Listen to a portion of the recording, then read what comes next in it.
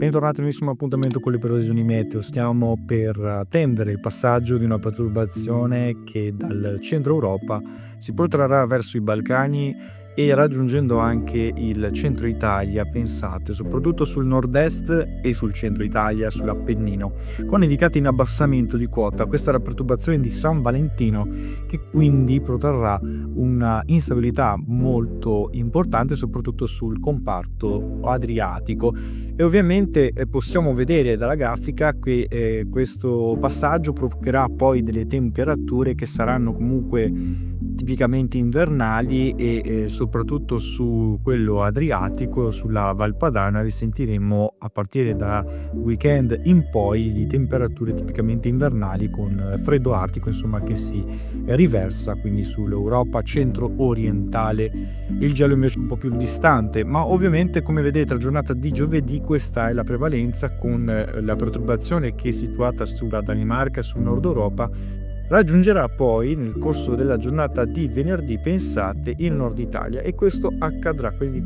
la discesa di questa massa d'aria fredda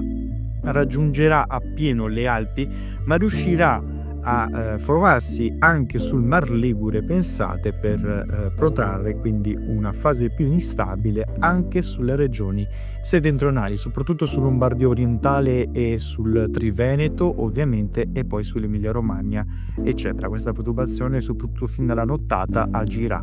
e ovviamente lo vediamo anche dalle precipitazioni che sono previste. Come vedete, le precipitazioni saranno molto più importanti sul nord-est e ovviamente anche sull'Emilia Romagna, come vi dicevo, con nevicate che, vi ricordo, potrebbero attestarsi, questa è la previsione comunque ancora delicata, tra i 700 e i 900 metri su quelle zone prealpine, mentre pensate invece su quello appenninico arriveremo anche fino a 400 metri sul settore emiliano-romagnolo. Al sud peggiorerà anche sulla Campania, con rovesci in estensione poi entro la serata alla Calabria e al nord della Sicilia. Come vedete, giornata di sabato il vortice andrà sempre allontanandosi verso le regioni meridionali, e qui assisteremo quindi anche una rimonta poi dell'anticiclone che interessa l'Europa occidentale. Avremo molto freddo invece al nord, con termiche che torneranno finalmente anche sotto lo zero, girate un po' più diffuse, precipitazioni sulle regioni più interessate, come vedete,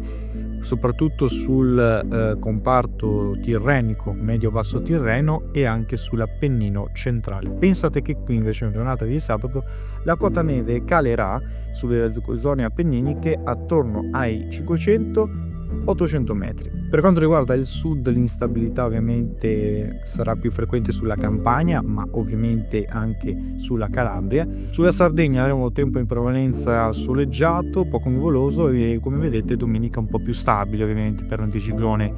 e così come anche al centro non avremo nebbie, quindi clima più piacevole, terso, tipicamente invernale ovviamente, e così come anche al sud, anche se comunque in mattinata fino al primo pomeriggio potranno attardarsi delle piogge e dei rovesci sulla Calabria e sulla Puglia, comunque in attenuazione nel corso della giornata, così come anche, vi ricordo, sulla Sicilia. Poi ovviamente quello che si prospetta nel corso dei giorni successivi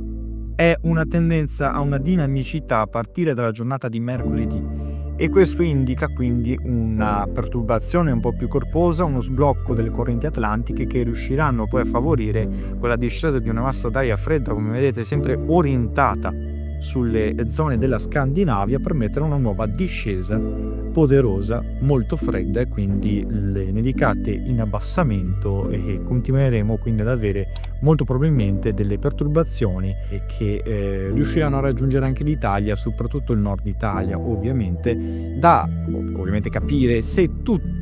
i centri modellistici saranno d'accordo con tale previsione, perché è una tendenza davvero molto delicata, essendo che gli indici di variabilità possono cambiare. Consultate come sempre i prossimi aggiornamenti meteo.